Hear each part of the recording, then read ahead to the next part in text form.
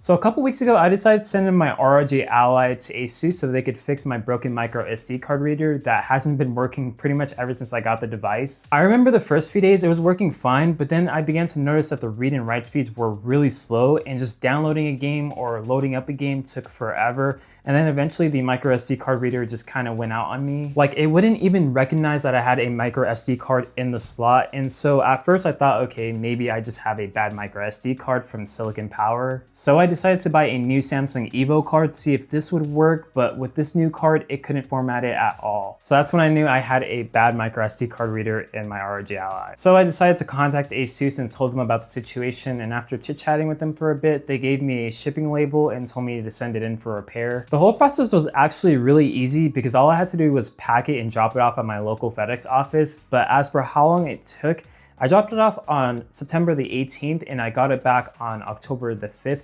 So from start to finish, it took about like 2 weeks and 2 days for the entire process. And during that time that they had my ROG Ally, they did send me an email saying that they were waiting for parts to proceed with the repair. So I'm guessing the repair process could have gone a little faster if they had the available parts on hand already, but who knows. So yeah, if the ROG Ally is your only gaming system, I would try to find something to keep you busy if you plan to send it in, just in case it takes a while to get it back. So when you get your ROG Ally back, it's gonna come in this plain cardboard box. We just need to cut open the right side, slice down the left side, then cut down through the middle, and we're in. And wow, they put a lot of bubble wrap in here. And you may notice that this is not a new device. This is my original ROG Ally with the necessary repairs done to it. You also get a service repair paper, and on the left-hand side, it shows you what issues they found with the device. In the middle, it'll show you what actions are needed to fix the issues. And lastly, on the right side, it shows what repair was actually done, and in my case, they replaced the main board. So after close inspection with the device, I did see that it was a bit dirty on the areas where you hold it and just above the screen as well. It would have been nice if they at least cleaned the device before sending it back, but all I really care about is that the micro SD card reader is working again. So when I booted up the ROG Ally, I did have to go through the whole setup process again because before I sent it in, I backed up my data and factory reset it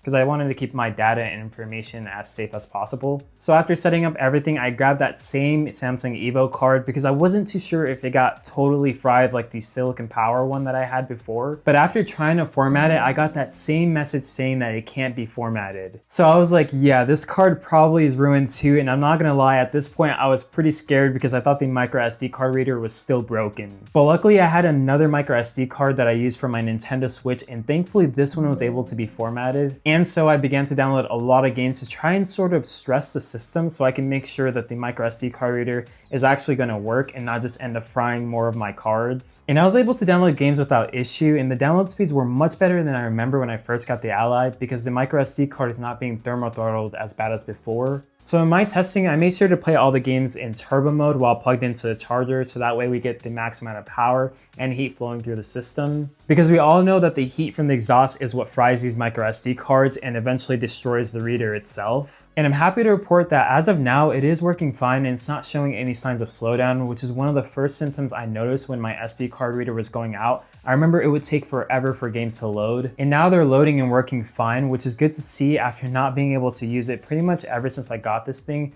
And most of the games I played on the SD card hovered around 25 to 30 watt TDP on turbo mode, and the temps fluctuated in the 70s. And the ROG Ally can actually get a lot hotter than this because the Ryzen Z1 Extreme processor inside of the Ally has a max operating temperature of 95 degrees Celsius, which is absolutely hot, but we got nowhere close to that even while playing a demanding game like Cyberpunk 2077, which was downloaded on the internal SSD. We still hovered in the 70s for the most part, and I didn't mess with the fan curve or anything like that. This is running on the stock fan speed. Now, I will say that even though I am happy that the micro SD card reader is working, my worries are still sort of there because it's still in the same spot, and that spot is still gonna get very hot, so I'm hoping in the long run that it'll actually last. But if I do begin to experience any issues, I'll definitely make an updated video.